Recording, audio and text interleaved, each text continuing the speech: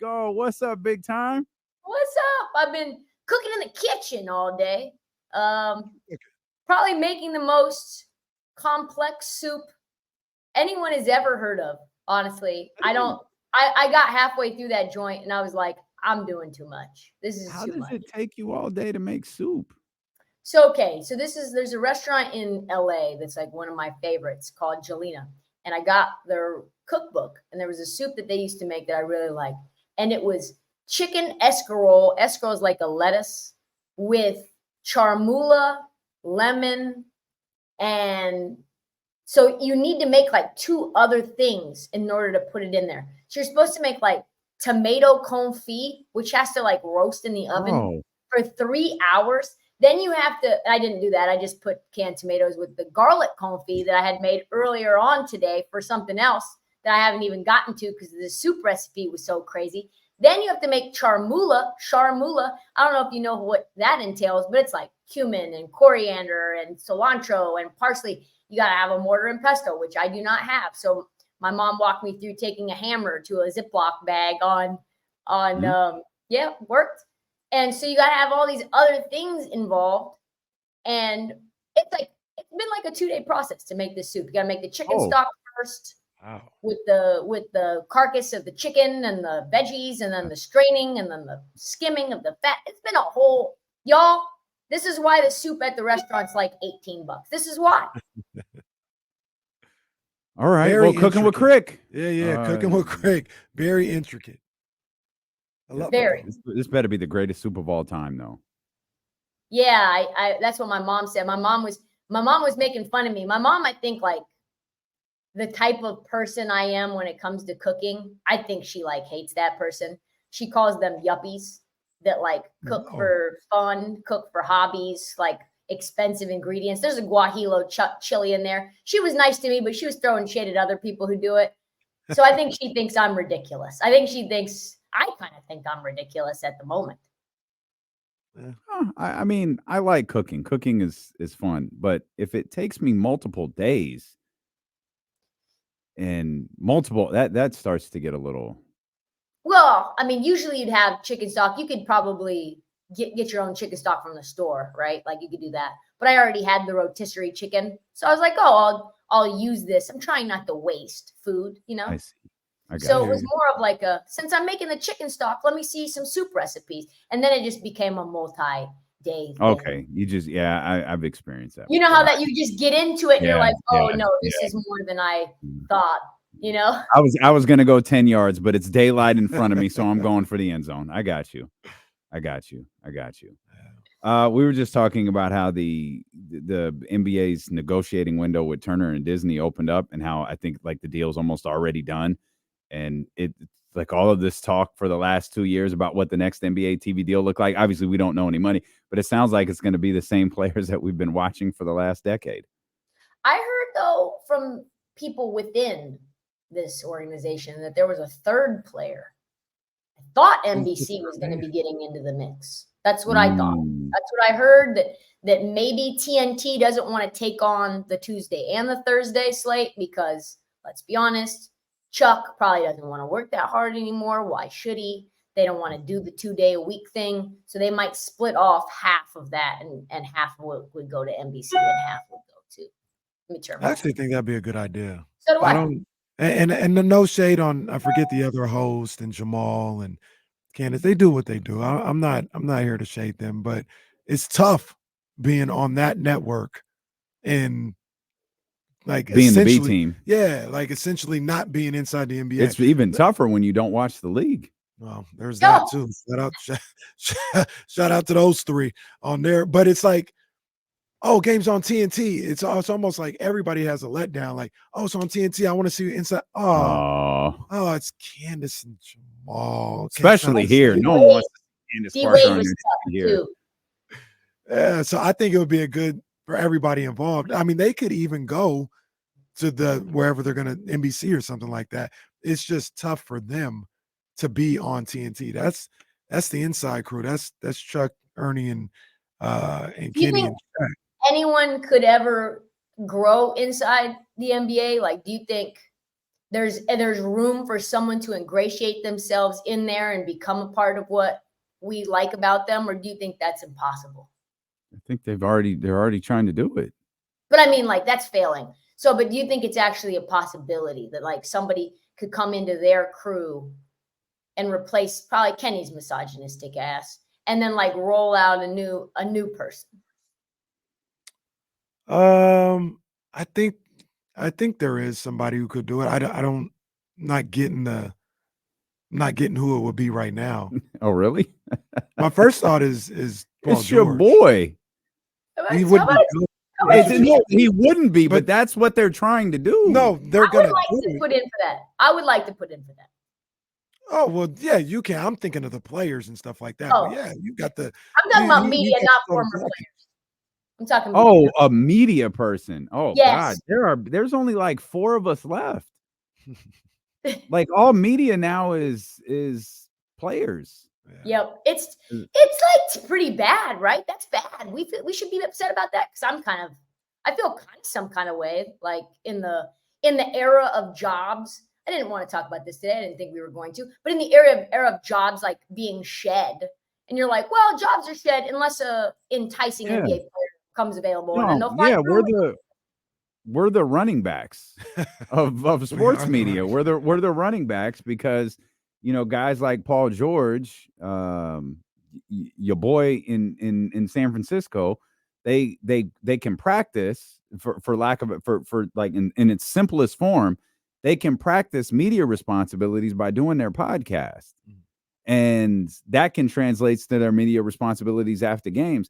And then when it's time to say goodbye to the game and earn some money in your post life, you already have a resume of which my podcast has, then you got guys like Pat McAfee. Like you have the ability to create a new lane. I think Paul George has the ability to create a Pat McAfee like lane for himself should he choose to, and he doesn't have to go to TNT or God forbid ESPN or anything along those lines. But yeah, we're that close to being cooked. Yeah, we're a dying breed. We're like dinosaurs, right? We're just waiting. See, where you're fire though is you're really great at social.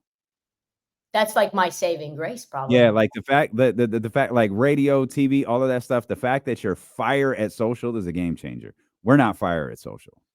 Here's the killer though. I still believe you got to be good at what you do. They can throw on Draymond, they can throw Richard Jefferson, they tried it with Paul Pierce and all this other stuff. It doesn't, like, at some point if they're Wait, isn't Paul Pierce about to do a show with Skip Bayless right now? Bruh. He is? I didn't hear that. Yeah, no, that's a shoot. Yeah, that's true. He's going to do the Skip show. Oh, during like basketball season and stuff like that. He's the latest black athlete that Skip Bayless has probably trashed throughout his career who's going to go do a show with him. Yeah. But I like I said, I still think you need to be good. You need to be good because like I said, you throw these guys on there all you want.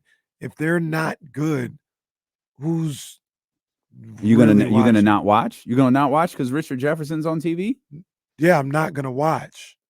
You're not gonna watch. You're not gonna watch the game because Richard Jefferson's no, it's on not TV? the game. I'm talking about like studio shows. Oh, I'm not gonna run to the studio show and see what they got to say the same way I do inside the NBA. Because Richard Jefferson's not good enough. But I just don't think there are very many shows that you like.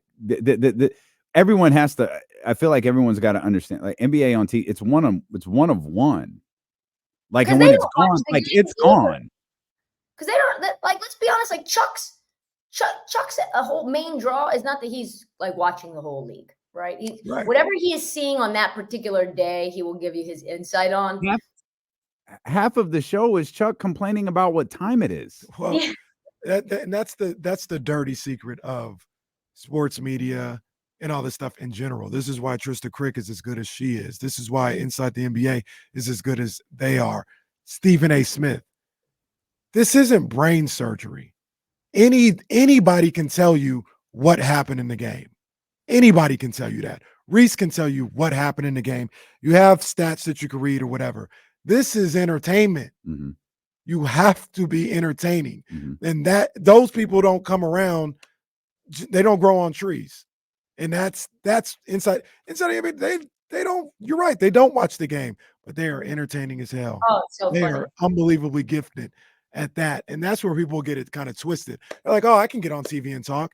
And then they sound like paint dry, the visual human form of paint drying. Mhm. And nobody wants to see that crap. Yeah, 1140's hired some of those people. In the Oh shoot! He was calling out names.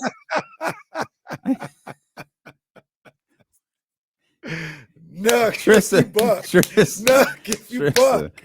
Trysta's crazy. But yeah, it's still entertainment. Like you have to be good at that.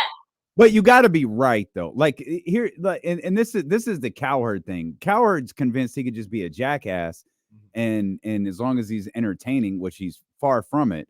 But he feels like if he's entertaining, people will watch. It's like, yeah, but your information can't be wrong. That too. You Absolutely. have to be you. Entertainment is a big part of it, but your information has to be accurate. Your opinion can suck. There are plenty of guys who have terrible opinions on television, but if your information is right, that's enough. And then you got to be entertaining on top of that. You can't be entertaining and just be spouting out stuff that's wrong. Yeah, like JJ Redick gets things right. I don't think he's that entertaining. I've given him an opportunity. Like there's nothing about him where it's like, oh, this is like, to a certain degree, man, it's a big game. Mark and Jeff Van Gundy, like they had some type of like interaction that was, at least at times for some people, entertaining, back and forth and educational. JJ may know everything there is to know about basketball. He sounds boring as hell. But that's what he comes across, though. JJ Redick sounds like a know-it-all when he talks. He sounds like exactly what you'd expect a man who went to Duke to sound like. That's exactly what JJ sounds like. He has more people on his show that are like him too, like Nikias Duncan. Like I think they're very smart, him and Steve, like very smart dudes. Like can tell you flare this, like double horns, action that. Like I'm sorry, what? Like listen, you lost me, okay? Like 15 minutes in, and they'll go like really, really deep in. Like I don't want to have a notebook when I'm listening. I don't want to go to school. It's something you have to learn. Remind me about like double horns action. Like remind me I need to go in. I need the cliff notes. Like I need links to what I'm seeing here. Right. What You know who was really bad at that at the start of their media career was Steve Young. Steve Young would always talk over your head to where he would do a 5-minute hit and you'd have no clue what he was talking about or what he just said. He was like doing locker room talk, like quarterback room talk. It's like, bro, we do not know what you're talking about. Like you need to dumb that down. And I don't think JJ's learned that yet. Right. Either that or JJ, and this is what JJ gets pissed off about. He's speaking to like 2% of the audience. It's like you're speaking in a form most of us don't know about or understand. Right. I thought it was maybe just me. No. This is Media Minute with Trysta Krick, Damian Barling, and Kenny Caraway. The face of media. I heard I'm 2-5 on Trysta Tuesday. Heard Kings are 2. I saw that stat too. Well, jeez. Well, the Bucks are here tonight. Oh, this your is boy. Your boy is here. I know. Maybe Sacramento. He was cooking the other night. What did you say? He was cooking the other night against the Clippers.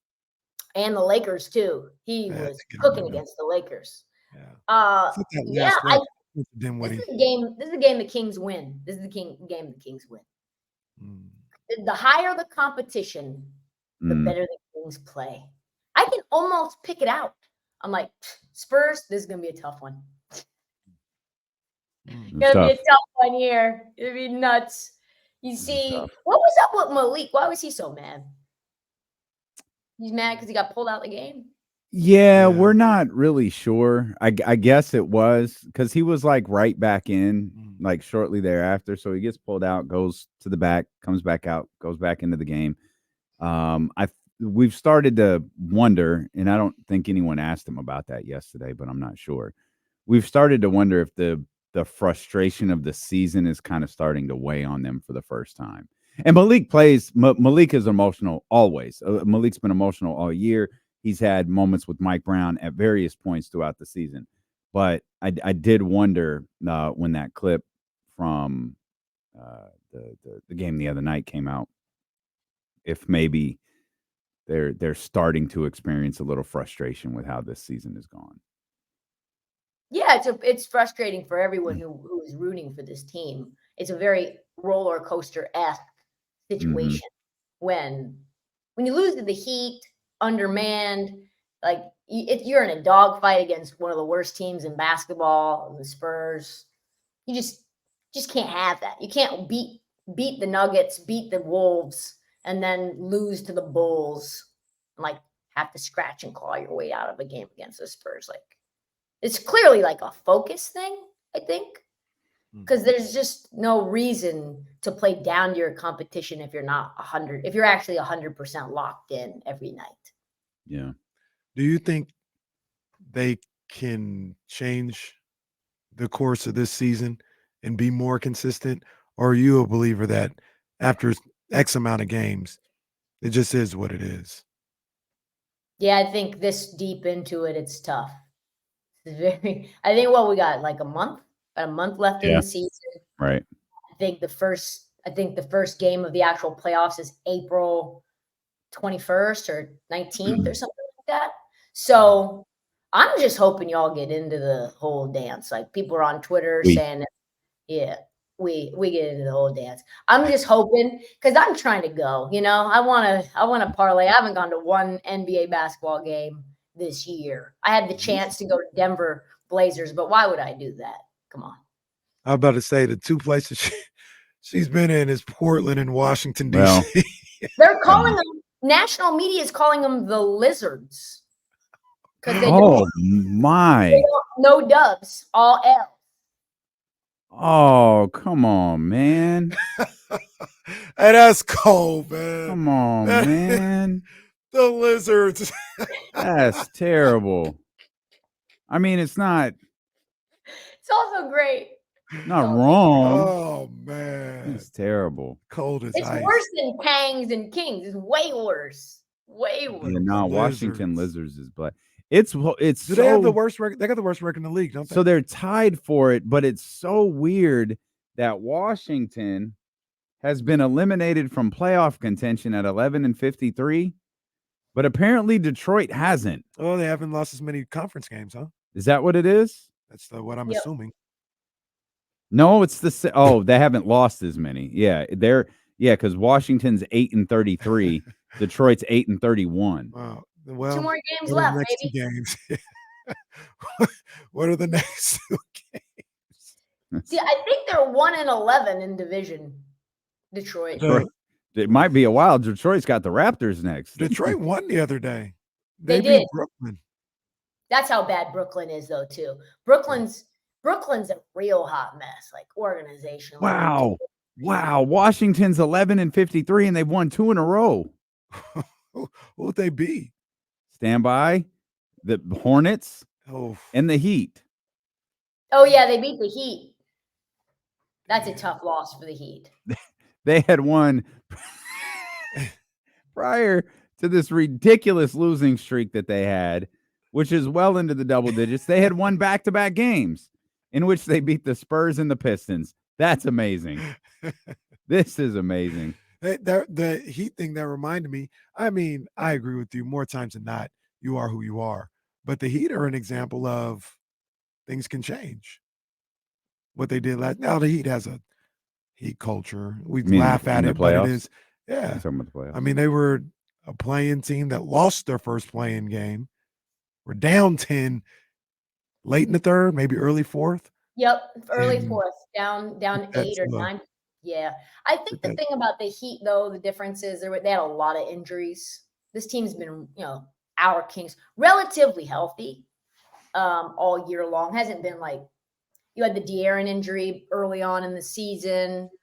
Sabonis is back fully healthy. There hasn't been a ton of guys, whereas the Heat that year and the year before, I think they had one of the highest combined games lost in the league. in terms of Wow. like if you add up all the players on the team and how many games they've missed, and you add them all up, they were like one of the highest. The Bucks coming to the Golden One Center tonight. They're playing the best basketball they've played under Doc Rivers right now. TK, and it feels like, despite all of the talk about defense, we got to be better defensively. It feels like over the last 10 games or whatever it's been, they're just scoring more points than they used to. Like they've joined the rest of the league in being 120, 130 point per team game.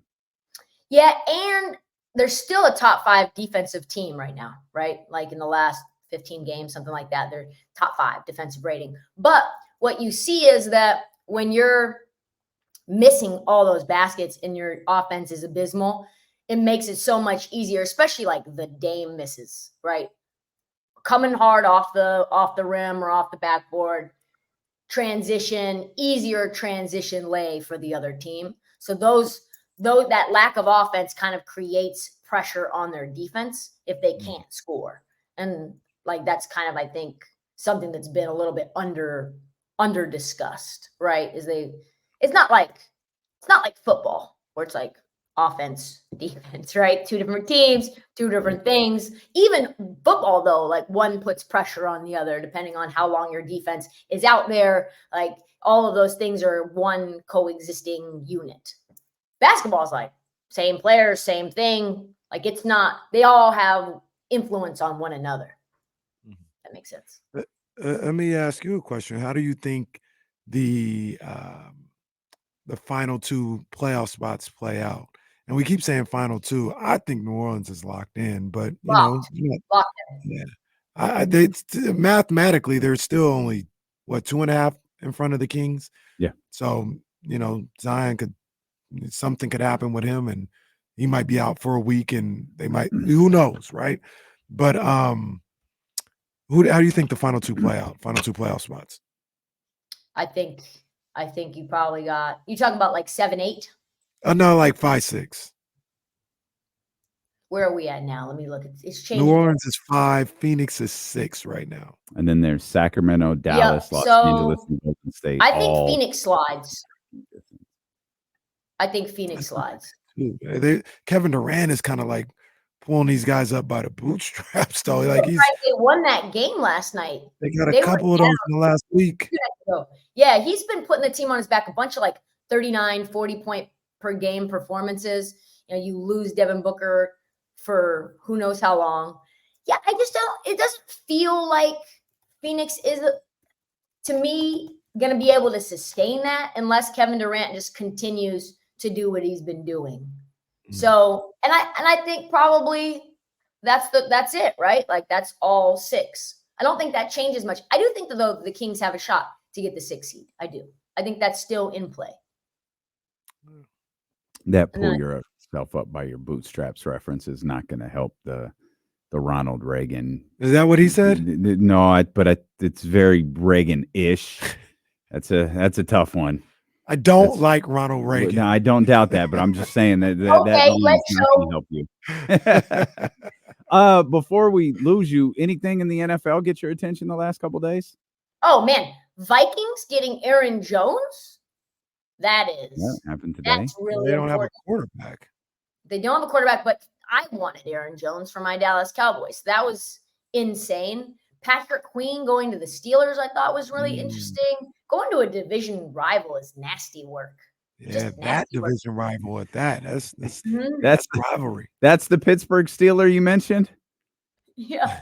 That's the new Pittsburgh Steeler you referenced and not the other guy? Like I said, I don't that's moving me. Russ is not moving me at all. That situation is a mess. Kirk Cousins going to Atlanta actually is maybe the most interesting thing. Why is it interesting? Because last offseason, before Baltimore figured something out with Lamar was happy to go and play for the Falcons. And they didn't want to pay Lamar MVP, two-time MVP, $200 million for a guy who's 26 years old. But they're okay to pay Kirk Cousins a fully guaranteed deal of $180 million coming off of an Achilles injury. What kind of tomfoolery is that? I don't know. NFL tomfoolery. Yeah, that's the kind of NFL stuff we're used to seeing. Yeah. But what their mindset is, probably we're a quarterback away in a not so strong NFC from possibly getting to the Super Bowl. It's not inconceivable in that NFC that they get to the Super Bowl. If you feel that way, don't you have to kind of go get Kirk Cousins? Or do you Well, that's just the question wait? is, like, you could have done that last year, right? You Before obviously Lamar definitely was should have available. done it with Lamar. There was a agent Embarcadero, I think, an agent ownership Embarcadero on Lamar Jackson. That's what I'll always believe. That's a You whole mean an nother story. embargo? An What embargo? I say? What I say? You think you said Embarcadero? You did. That's like San Francisco That's Embarcadero. yeah. Don't mind me. I don't know what I'm I talking was about. like, An embargo. what's his name? I'm talking. I didn't even realize I said What that. was it? Remember An the embargo. groin injury? Growing? Y'all remember that? That Yeah, I was remember it. I don't even remember how to say it. Growing. No, it was a growing injury. growing injury. He said, remember the growing? An embargo on Lamar Jackson. I'll believe that to the day I die. But you didn't do it. Like, if you're Atlanta, like, you didn't do it. All right, so we not gonna go get a quarterback this year because we didn't sign Lamar Jackson. No, you go and get the guy that you think is good. He's pretty good. We'll see if he's healthy. That's what he Well, is. that's Hey, good luck with your soup. Thank you. I gotta put some in a Tupperware and hopefully get to work on time. Yeah. So it's ready? Yeah, Or it's no? done. It's done. Oh, okay. Oh, Yeah. okay. We need a review of how the Yeah, soup yeah, turned yeah. out. I'll do that. I'll do that. All right. See Appreciate y'all. you.